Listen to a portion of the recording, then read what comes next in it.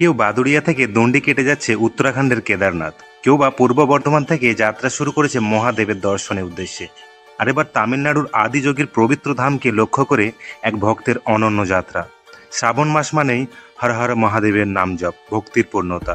এই পবিত্র মাসে মহাদেবের চরণে নিজের মনস্কামনা জানিয়ে বেশিরভাগ মানুষই নিষ্ঠার সঙ্গে শ্রাবণ ব্রত পালন করেন। কিন্তু দণ্ডি কেটে বাংলা থেকে তামিলনাড়ুর এই আদিযোগ যাত্রা এ কি সম্ভব? হ্যাঁ, মহাদেব ডাকলে তার টানে অসম্ভবও সম্ভব হয়ে ওঠে। এই বিশ্বাস নিয়ে পূর্ব বর্ধমানের ভাতার থানার প্রত্যন্ত গ্রাম শেরুয়ার ছেলে দীপবাগ শুরু করেছে তার মহাভক্তির যাত্রা। লক্ষ্য তামিলনাড়ুর অন্যতম জাগ্রত ধাম আদিযোগীর মূর্তির সামনে দাঁড়িয়ে মহাদেবের সামনে নিজের মনের কথা জানাবেন। আপনি কি জানেন বর্ধমান থেকে তামিলনাড়ুর দূরত্ব প্রায় 2095 কিলোমিটার। মানুষ যেখানে 2-1 কিলোমিটারে হাঁটলেই হাঁপিয়ে যায়, সেখানে এই দীর্ঘ পথ দণ্ডি কেটে অতিক্রম করা প্রায় অসম্ভব মনে হয়। কিন্তু ভক্তি যে অসম্ভবেরও সীমানা মানে না, দিব্যা গাছ সেই প্রমাণ। পুরাণ মতে শ্রাবণ মাসই সৃষ্টির মাস। এই মাসেই হয়েছিল সমুদ্র মন্থন, উঠে এসেছিল বিষ। আর সেই বিষ পান করে সমগ্র বিশ্ব ব্রহ্মাণ্ডকে রক্ষা করেছিলেন ভোলেনাথ। তাই ভক্তের বিশ্বাস শ্রাবণ মাসে মহাদেবের নাম জপলে তিনি সাড়া দেন, ভক্তের সমস্ত মনোবাঞ্ছা পূর্ণ করেন। ছোটবেলা থেকেই মহাদেবের বড় ভক্ত ছিল দীপ।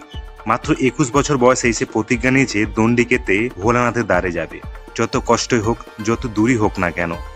যখন এই ইচ্ছের কথা সে তার মা বাবাকে জানায়, প্রথমে তারা চিন্তিত হয়েছিলেন, কিন্তু শেষে ছেলের ভক্তির জোরে সব দুশ্চিন্তা মহাদেবের চরণে সমর্পণ করে তাকে আশীর্বাদ করেন।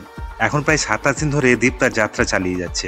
হাতে থার্মোকল নিয়ে রাস্তায় পেতে পেতে একবার করে দণ্ডি কাটছে সে। রাত হলে বিশ্রাম নিচ্ছে, আবার নতুন ভোরের সঙ্গে শুরু হয়েছে তার ভক্তির পথ চলা। পথে অসংখ্য মানুষ তার পাশে এসে দাঁড়াচ্ছেন, কেউ জল দিচ্ছেন, কেউ বা শুকনো খাবার, কেউ বা হাওয়া করে একটু স্বস্তি দিচ্ছেন। দ্বীপের মতে এই যাত্রার সমস্ত খরচা মহাদেবের ভক্তরাই জোগাড় করে দিচ্ছেন। সে বিশ্বাস করে যার কাছে পৌঁছানোর জন্য সে এত কষ্ট করছে, তিনি সব ব্যবস্থাই করে দেবেন।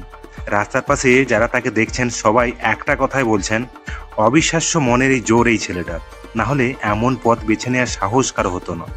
দীপ নিজেও বলে, আমি জানি না কতদিনে পৌঁছাতে পারবো, 1 বছর হোক বা 10 বছর হোক, আমি দণ্ডি কেটে তামিলনাড়ুর আদিযোগীর মন্দিরে পৌঁছাবই। এ আমার মহাদেবকে দেওয়া প্রতিজ্ঞা। আমরা সবাই দীপবাগের প্রতি কুর্নিশ জানাই। মহাদেবের আশীর্বাদ যেন তার প্রতিটি পদক্ষেপে থাকে। তিনি যেন নিরাপদে দ্রুত আদিযোগীর চরণে পৌঁছে নিজের মনোবাঞ্ছা পূর্ণ করে বাড়ির সবার সামনে ফিরে আসতে পারেন।